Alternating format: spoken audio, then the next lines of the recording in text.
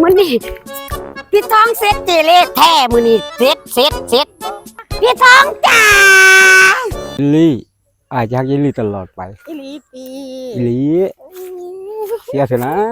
แม่น อันพี่ทองอันเจเล่งามบ่เนี่ยเจเล่แต่งตัวมาอย่างคักเด้เนี่ย แย่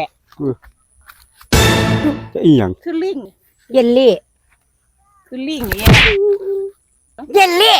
พี่ทอง เจ้าจะดูถูกข่อยเกินไปแล้วนะเยลลี่นะ ดีแล้วดูถูกบ่ดูผิดนะดูถูก เห็นว่าหน้าตาดีๆนี่ของน่ะดีบ่ เดี๋ยวแต่งตึงกูเจ้าก็แล้วกัน เจ้าอีหยังเหี่ยวก็เหี่ยวเฮ้ย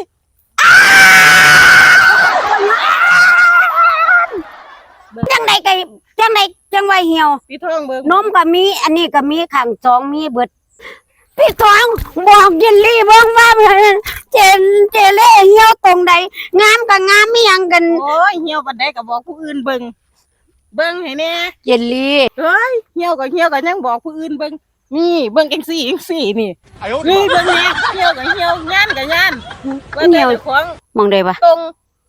โอ้ยเจเล่เฒ่าแล้วเหี่ยวก็เหี่ยวแล้วทำใจเลยเจเล่เอ้ยไป พี่ทองมันน่ะวะอันเจเล่รับบ่ได้